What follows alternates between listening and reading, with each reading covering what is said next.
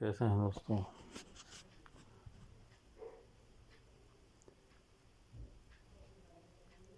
ابھی آپ نے دیکھا کہ بنگلہ دیش میں الیکشن ہوئے اور وہاں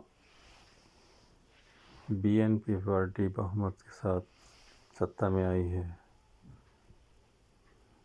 طارق رحمان نئے پردھان منتری ہوں گے جو کہ چیئرمین ہیں BNP کے، اور یہ بیٹے ہیں ضیاء الرحمان، بنگلہ دیش کے راشٹرپتی تھے۔ ان کے بیٹے ہیں، 28 سال کے بعد واپس آئے ہیں یہ۔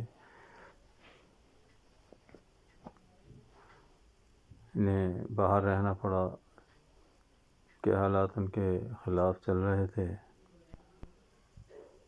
اب وہ لوٹے اور ان کی پارٹی جیتی ہے، وہ پردھان منتری بنیں گے بنگلہ دیش کے نئے۔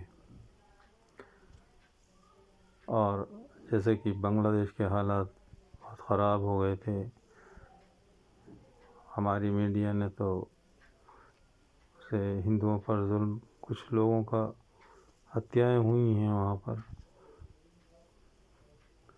لیکن اب لگتا ہے کہ حالات ہو جائیں گے۔ کٹر پنتھیوں کو کراری شکست ملی ہے، لوگوں نے نکار دیا ہے کٹر پنتھ کو۔ لوک تنتر ہی سب سے بہتر طریقہ ہے، لوک تنتر میں ہی بھلائی ہے، لوگوں کے ملنے جل کے رہنے کی۔ لوک تنتر، ہمارا دیش تو دنیا کا سب سے بڑا لوک تنتر ہے۔ بنگلہ دیش کے حالات بد سے بدتر ہو گئے تھے، اب سدھر جائیں گے لگتا ہے۔ ہمارے ملک میں بھی کچھ ایسے ہی سنگٹھن پیدا ہو گئے ہیں جو نفرت پھیلا رہے ہیں دیش میں، سماج میں نفرت پھیلا رہے ہیں، لیکن افسوس اس بات کا ہے کہ انہیں روکا نہیں جا رہا، کیونکہ ووٹ کی راجنیتی ہے، ووٹ کے لیے ہی سب کچھ ہو رہا ہے، ورنہ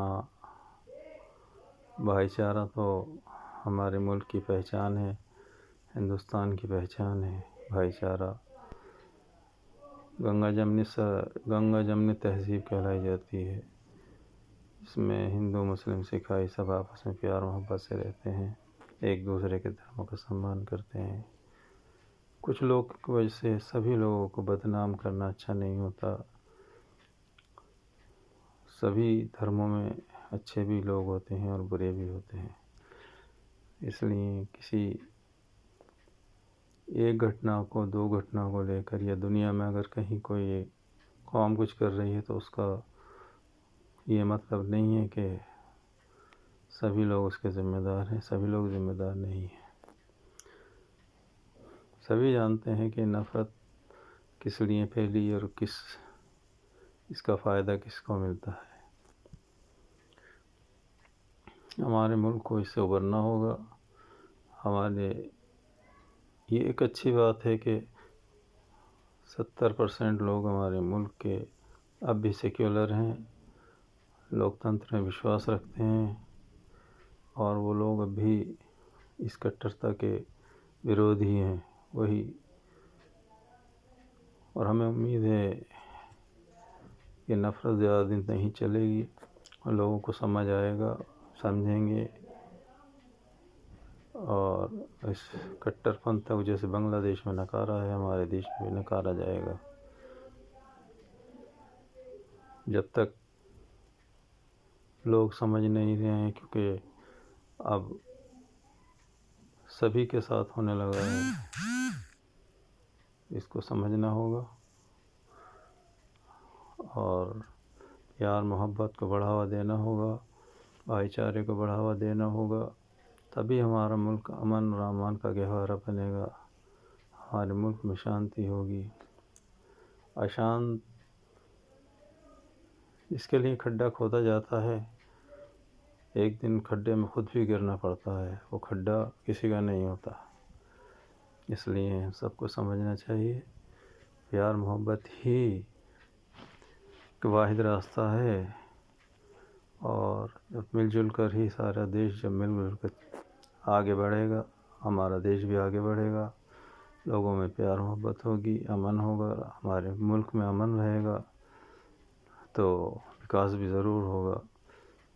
لیکن وکاس کے نام پہ کٹرتا کو بڑھاوا دینا سمجھ سے پرے ہے۔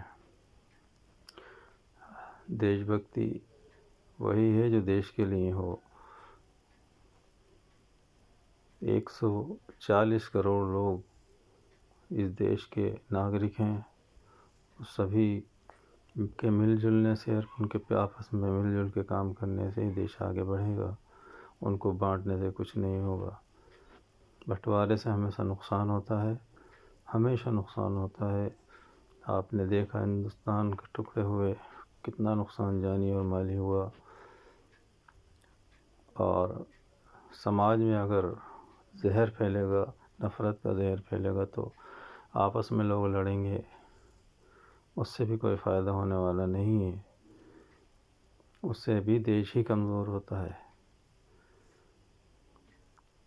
لوگوں میں ایک رجحان پیدا کر دیا ہے کہ بہو سنکھیا خطرے میں۔ بہو سنکھیا کیسے خطرے میں ہو سکتا ہے؟ ہر جگہ الپ سنکھیا خطرے میں ہوتا ہے، بہو سنکھیا کبھی خطرے میں نہیں ہوتا ہے۔ یہ سمجھنی چاہیے لوگوں کو بات۔ کہاں 80 کروڑ لوگ اور کہاں 25-30 کروڑ لوگ یا 40 کروڑ لوگ